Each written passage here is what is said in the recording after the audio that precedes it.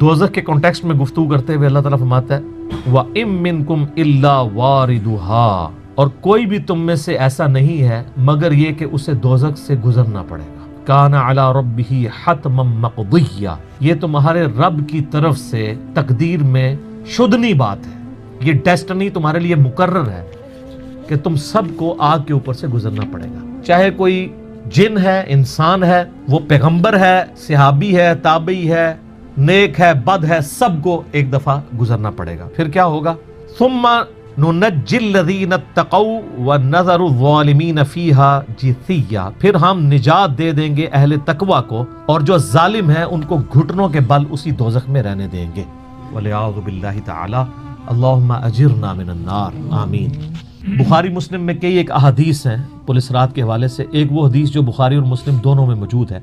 अल्लाह के महबूब सल्लल्लाहु अलैहि वसल्लम फरमाते हैं कि क़यामत वाले दिन अल्लाह ताला जहन्नुम के दोनों सिरों पे एक पुल रखेगा, यानी जहन्नम को पार करने के लिए एक बहुत बड़ा पुल रखेगा। बुखारी मुस्लिम के अल्फाज है, सबसे पहले मैं अपनी उम्मत को लेके उसके ऊपर से गुजरूंगा और उसके बाद बाकी अंबिया भी अपनी उम्मत के लोगों को अपने साथ लेकर गुजरेंगे और हर रसूल की जुबान पे समेत मेरे रब्बे सल्लिम रब्बे सल्लिम रब्बे सल्लिम होगा। ऐ अल्लाह सलामती फरमाना, ऐ अल्लाह सलामती फरमाना, ऐ सलामती फरमाने वाले रब सलामती फरमाना।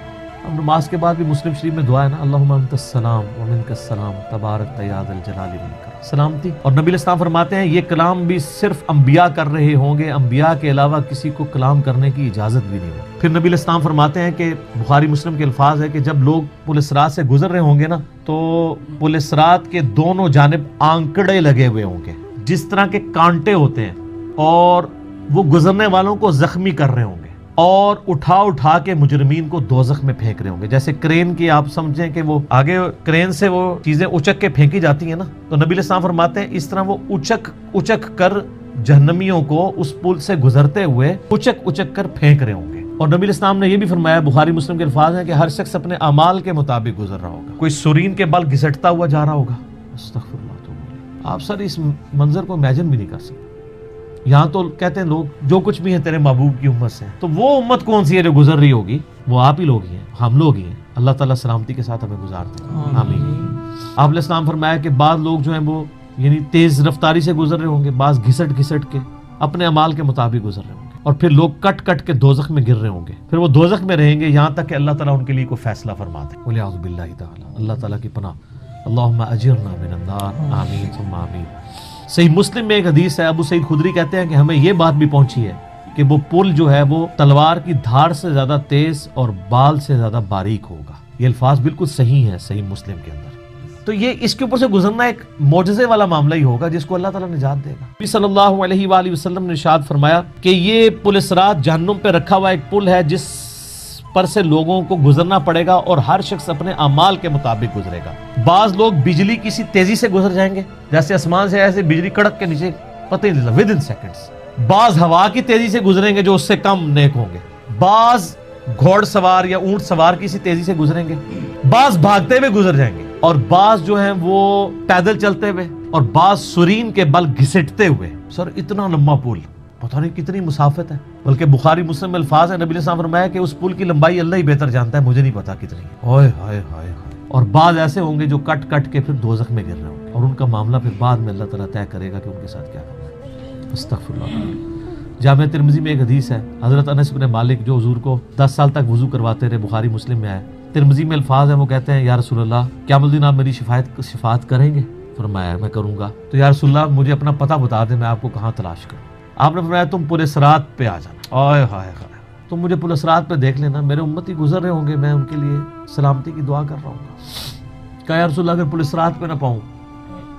तो आपने फरमाया कि फिर तुम मिज़ान अमल पे आ जाना, जहाँ लोगों के नामा अमाल तोले जा रहे हो। नबी अलैहिस्सलाम का नामा अमाल नहीं तोल रहा होगा, आपको तो अल्लाह ने अमन दे दिया ना, इन्ना फतहना लका फतहम मुबीना। और बुखारी मुस्लिम में हदीस है, हदीस शिफात के सारे नबियों से लोग होते होते हज़रत ईसा के पास जब एंड पे आएंगे ना, तो वो कहेंगे बस एक ही शख्स है जिसको अमन मिला हुआ है, तो मोहम्मद रसूलुल्लाह के पास जाओ, वो शिफात करेंगे। तो आप अलैहिस्सलाम अपनी उम्मत की खातिर ही यानी मिज़ान अमल पे तकलीफ काट रहे होंगे। कहा या रसूलल्लाह मिज़ान अमल पे भी ना पाऊँ तो कहाँ जाऊँ?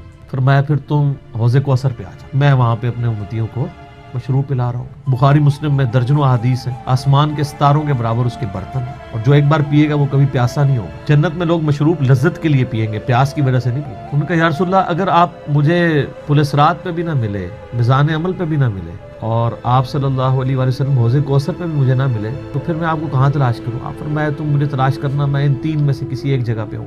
تو بخاری مسلم میں پھر یہ بھی آتا ہے کہ میرے حوض کوثر پہ کچھ لوگ لائے جائیں گے، میں کہوں گا اصحابی اصحابی، میرے ساتھی ہیں۔ مجھے بتایا جائے گا کہ آپ کے بعد یہ دین سے الٹے قدم پھر گئے تھے، انہوں نے دین میں بدعتیں جاری کر دی تھی۔ آپ فرماتے ہیں میں کہوں گا سحقا سحقا لمن غیر بعدی، کو دور کر دو مجھ سے، میرا ان سے کوئی تعلق۔ بخاری مسلم میں الفاظ ہیں، عبداللہ ابن ابی ملیکہ جب یہ حدیث بیان کرتے تھے تو کہتے تھے اے اللہ ہم تیری پناہ میں آتے ہیں اس چیز سے کہ تیرے نبی کے وفات کے بعد ان کے دین سے الٹے قدم پھر جائیں۔ یہ وہی لوگ ہیں جو حضور کی وفات کے بعد مرتد ہو گئے تھے، مسیلمہ کذاب کے ساتھ مل گئے، منکرین زکوٰۃ میں شامل ہو گئے، سیدنا ابوبکر کے خلاف کھڑے ہو گئے۔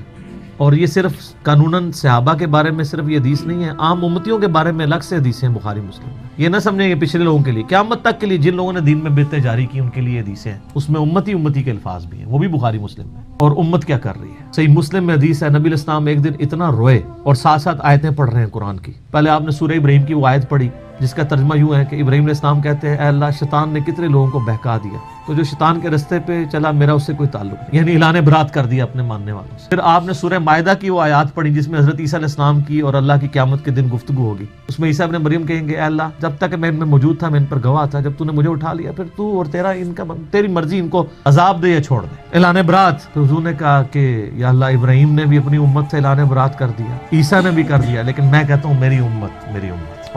صحیح مسلم کے الفاظ ہیں، حضرت جبرائیل علیہ السلام آئے اور کہا کہ اللہ نے مجھے آپ کی طرف بھیجا ہے اور کہا کہ میرے محبوب سے پوچھو کہ اس کو وہ کون سی چیز ہے جو غم زدہ کر رہی ہے، حالانکہ اللہ کو سب کچھ پتا تھا۔ آپ نے فرمایا میری امت۔ تو جبرائیل علیہ السلام نے پھر اللہ کی طرف سے بشارت دی کہ نبی علیہ السلام کو اللہ تعالیٰ فرماتا ہے کہ اے نبی آپ غم زدہ نہ ہو، ہم آپ کو آپ کی امت کے معاملے میں قیامت والے دن رسوا نہیں کریں گے۔ تو سبحان اللہ تو ہم پڑھتے ہیں، لیکن ہمارے ایسے کرتوت نہ ہو کہ سحقن سحقن لمن غیر آبادی نہ ہو جائے کہیں، سحقن سحقن لمن بدل آبادی نہ ہو جائے کہیں، یہ بھی تو چانسز ہے۔ استغفر اللہ توبہ الیہ۔ نبی علیہ السلام نے تو اپنی محبت کا حق ادا کر دیا، اور مسلم شریف میں حدیث ہے قیامت کا دن وہ ہے کہ جب ابراہیم علیہ السلام بھی میری طرف متوجہ ہوں گے، جس دن کوئی بھی اللہ کی بارگاہ میں کلام کرنے والا نہیں ہوگا، میں ابراہیم علیہ السلام کی سفارش بھی میں کروں گا۔ حضور کی سفارش کے بعد انبیاء کو بولنے کا موقع ملے گا۔